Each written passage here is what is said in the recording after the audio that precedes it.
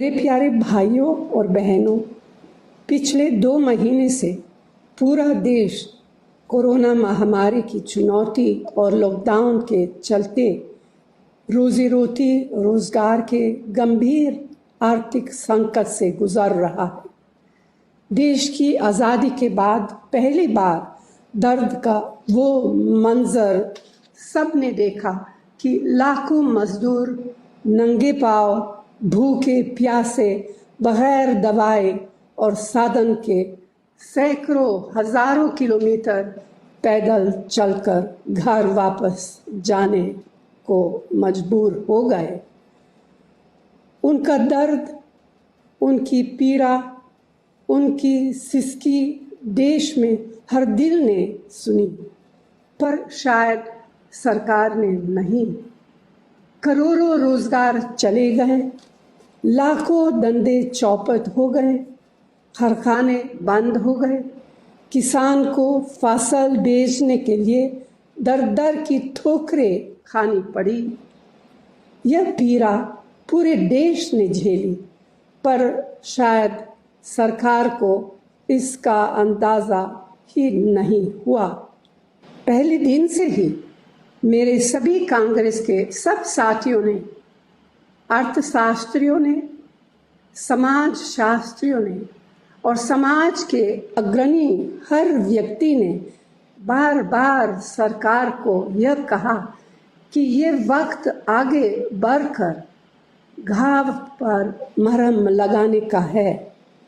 मजदूर हो या किसान, उद्योग हो या छोटा दुकानदार, सरकार द्वारा सबकी मदद करने का है।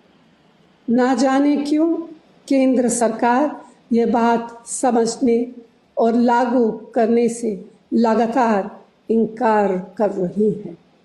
इसीलिए कांग्रेस के साथियों ने फैसला लिया है कि भारत की आवाज़ बुलंद करने का यह सामाजिक अभियान चलाना है। हमारा केंद्र सरकार से फिर आग्रह है कि खजाने का ताला खोलिए और ज़रूरतमंदों को राहत दीजिए। हर परिवार को 6 महीने के लिए 7,500 रुपये प्रतिमाह सीधे कैश भुगतान करें और उसमें से 10,000 रुपये फौरन दें। मजदूरों को सुरक्षित और मुफ्त यात्रा का इंतज़ाम करके घर पहुंचाइए और उनके लिए रोजी रोटी और राशन का इंतज़ाम भी करें। महात्मा गांधी नरेगा में 200 दिन का काम सुनिश्चित करें, जिसे गांव में ही रोजगार मिल सके। छोटे और लघु उद्योगों को लोन देने की बजाय आर्थिक मदद दीजिए, ताकि करोड़ों नौकरियां भी बचे और देश की तरक्की भी हो। आज इसी कड़ी में सोशल मीडिया के माध्यम से एक बार फिर सरकार के सामने ये मांगे दोहरा रहे हैं। मेरा आपसे निवेदन है कि आप भी इस मुहिम में जुड़िए, अपनी परेशानी साझा कीजिए, ताकि हम आपकी आवाज़ को और बुलंद कर सके।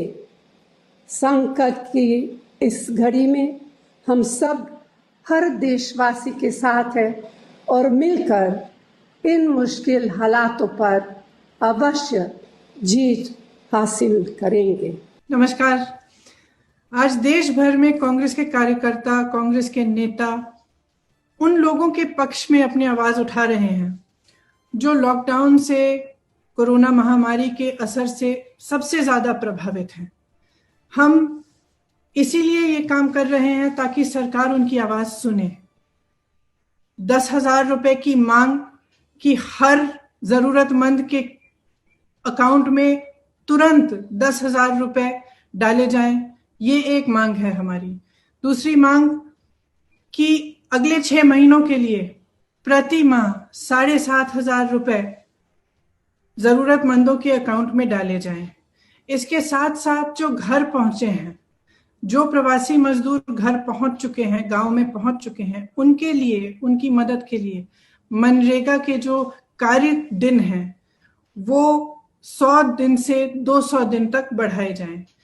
जो छोटे व्यापारी हैं, जो लॉकडाउन के असर से जूझ रहे हैं, जिनके पास 2 महीनों से कोई बिजनेस नहीं है, जो छोटे दुकानदार हैं, बुनकर है, छोटे व्यापारी हैं, उनकी मदद के लिए सरकार कुछ करे, एक वित्तीय पैकेज दे जिससे कर्ज ना हो उन पर, जिससे उनके हाथों में भी पैसा आए, ताकि वह इन मुश्किल समय में अपना गुजारा कर पाए। देखिए, मैं खास एक आग्रह करना चाहती हूँ सब राजनीतिक पार्टियों को, लेकिन महत्वपूर्ण तरह से भाजपा के नेताओं को, राजनीति बंद करिए।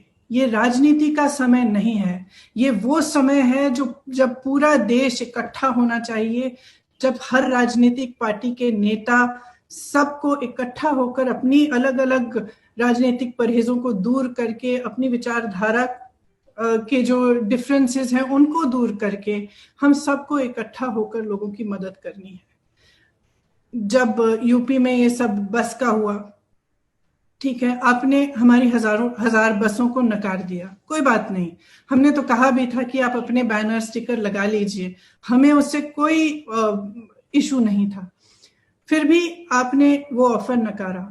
12,000 बसें जो यूपी रोडवेज की हैं, आपने ये ऐलान किया कि हम इनको चलाएंगे, लेकिन आज तक ये सिर्फ कागज पे चल रही हैं, सड़कों पर आपने उतारा नहीं है। इसी तरह से महाराष्ट्र की सरकार को देखिए, महामारी का एक बहुत भयंकर रूप है महाराष्ट्र में, उससे सरकार लड़ रही है और आप सहयोग देने के बजाय उस सरकार को गिराने की कोशिश कर रहे हैं, उसको अस्थिर साबित करने की कोशिश कर रहे हैं। तो मैं खास तौर से आपको कहना चाहती हूं कि ये सहयोग का समय है। देखिए, हम सब के ऊपर इस देश की जनता का कर्ज है। आप ऋणी हैं, हम ऋणी हैं। हमारे हर दुख में, हर सुख में जनता ने हमारा साथ दिया, आपका भी दिया, आपकी विजय में आपका जय जयकार किया, हमारी पराजय में हमारे साथ खड़े रहे। अपनी उदारता से हमेशा इस देश की जनता ने हमारा साथ दिया है। आज इस देश की जनता दुखी है, त्रस्त है, तड़प रही है। एक बेटा खुद बैल बनकर बैलगाड़ी में अपने परिवार को बिठाकर चल रहा है, एक बेटी अपने पिता को साइकिल पे बिठाकर 600 किलोमीटर साइकिल चला रही है अपने गांव तक। श्रमिक ट्रेनों में मजदूरों की लाशें पड़ी हैं। एक बच्चे का दम अपने पिता की गोद में टूट रहा है। एक मां की लाश रेलवे के प्लेटफॉर्म पे पड़ी है, उसका बच्चा उसे जगाने की कोशिश कर रहा है। इस देश की एक एक मां इस दृश्य को देख रही है।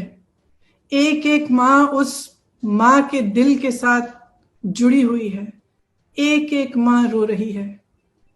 हमारी भारत माता रो रही है और आप मौन हैं, आप कुछ नहीं कह रहे हैं, आप आगे नहीं आ रहे हैं, सहायता नहीं कर रहे हैं। ये कोई राजनीतिक मांग नहीं है जो हम उठा रहे हैं, ये मानवीयता के आधार पर मांग है। हम आपसे आग्रह कर रहे हैं कि राजनीति छोड़िए। जिस जनता ने हम सबको बनाया है, जिस जनता ने आप में विश्वास रखा है, जिसने आपको बनाया है, आपका साथ दिया है, अब ये समय है कि हम सब, आप इस जनता का साथ दें। इस दुख की घड़ी में, इस संकट के समय में आप एक एक भारतवासी के साथ खड़े रहें। जो सबसे ज्यादा जरूरतमंद हैं, जो सबसे ज्यादा तड़प रहे हैं, जो सबसे ज्यादा दुखी हैं, उनके साथ आप खड़े रहें। मैं जानती हूं कि उत्तर प्रदेश के बहुत सारे कार्यकर्ता भी मुझे अभी देख रहे होंगे। मैं आप सबको दिल से धन्यवाद देना चाहती हूं। हमारे अध्यक्ष गिरफ्तार हुए हैं, लेकिन हिम्मत नहीं हारे। मैं जानती हूं कि वो वहां पर भी लड़ रहे हैं और आपके साथ हैं, और आप सब उनके साथ खड़े हुए हैं। आपने आवाज बार बार उठाई है। हम लड़ते रहेंगे, वह लड़ते रहेंगे। ये हमारा कर्तव्य है। हमारा कर्तव्य ये है कि हम सबके लिए अपनी आवाज उठाएं और न्याय मांगें। तो मैं आप सबको बहुत बहुत धन्यवाद देना चाहती हूँ, और जो भी देख रहे हैं मैं आपसे आग्रह करती हूँ कि आप भी अपने स्तर पर किसी भी माध्यम से आवाज उठाएं ताकि न्याय मिले, ताकि जो दुखी हैं, जो त्रस्त हैं, जो परेशान हैं, हम उनकी मदद कर पाए। आप सबको बहुत बहुत धन्यवाद।